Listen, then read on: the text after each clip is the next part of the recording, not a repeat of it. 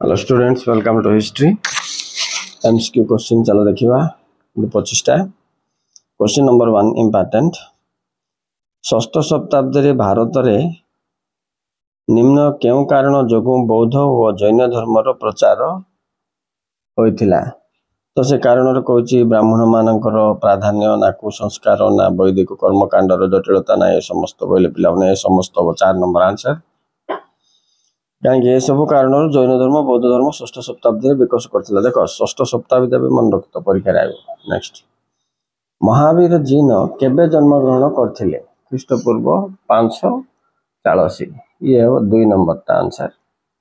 Next, C number, Jain दर्शन अनुसार निम्नलिखित मध्य केउटी एक अजीव स्थिति अटे? देखो जीव तत्व अजीव तत्व अछि ना नहीं ताइर एटा, तो 3 नंबर हबो पदगोल। नेक्स्ट, डी नंबर देखो, जैन धर्म अवलंबी मानक मतरे प्रधान लक्ष्य कौन थिला? प्रधान लक्ष्य थिला मोक्ष प्राप्ति, तो 4 नंबर हबो आंसर। बौद्ध धर्मर प्रतिष्ठिता किए? ये हबो गौतम बुद्ध। नेक्स्ट, गौतम बुद्धंक पत्नींकर नाम कौन थिला? यशोधारा, एते 2 नंबर।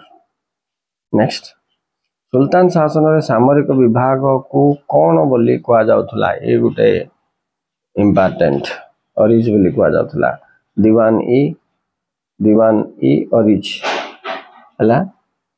तो आंसर हो तमरो 3 नंबर दीवान ई अरिज। ठीक अछि। नेक्स्ट चलो, एटा गुटे इंपोर्टेंट मन रखतो पिला माने। एटा गुटे इंपोर्टेंट। तापरे सुल्तान शासन रे इस्लाम गुरु को कौन कहा जाउथला? खाली पुरोहित बा पंडित मानन कौन कहा जाउथला? उलेमा। एटा गुटे पर सब बड़ा आस्था है परीक्षा रे। नेक्स्ट चला है नंबर को जिबा। सुल्तानी शासन बेले प्रादेशिक शासनकर्ता मानक अधीन रे की जमी राजस्व आदाय थिला? माने एटा देखो क्वेश्चन नंबर है मु आउथर पढ़ दोची। जमी कर विषय से पचाची सेटा होची इक्ता हबो पिलाउने 2 नंबर। ठीक अछि। नेक्स्ट, आई मध्य युग रे मुसलमान समाज रे संभ्रांत श्रेणी रो लोक माने केउ गोष्ठी अंतर्भुक्त थिले बल्कि से पचाची? संभ्रांत से मान सब दौलत गोष्ठी। दौलत बोले देखा 2 नंबर अहल ई दौलत। असाधारण प्रजा माने तो तुम जानछो आवाम 4 नंबर ता। इठी आंसर हो 2 नंबर।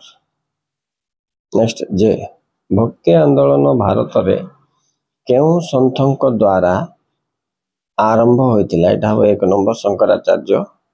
के को जुबा कबीर को जन्म देथिबा माता किए थिले? तो ये हो आंसर 2 नंबर जने विधवा ब्राह्मणी। नेक्स्ट चलो, इंग्रेज समाज साम्राज्यर विस्तार पाई लॉर्ड डेलहाउसी की नीति प्रचलन करथिले? Lord Dalhousie, right. Lord Dalhousie तुम्हारो एटी क्वेश्चन देला सामंत प्रथा।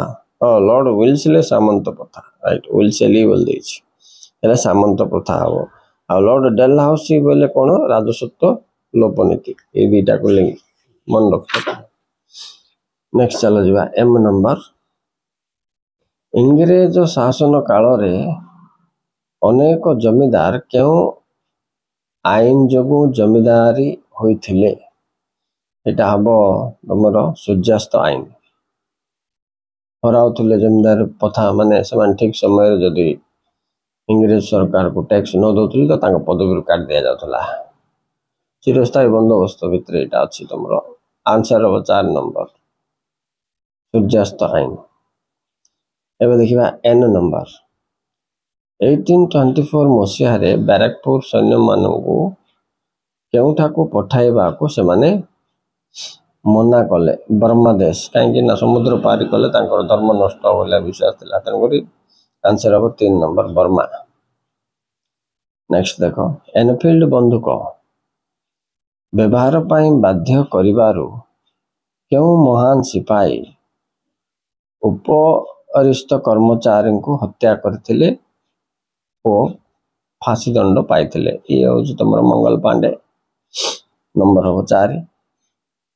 नेक्स्ट देख लॉर्ड क्लाइव वारिंग हेस्टिंग समय रे राजस्व आदाय पाई ब्रिटिश सरकार की प्रथा प्रचलन करथिले तार आंसर हम नीलाम प्रथा मन रख तो यहाँ तुम नीलाम प्रथा Warren Hastings Robert Clive P number टा।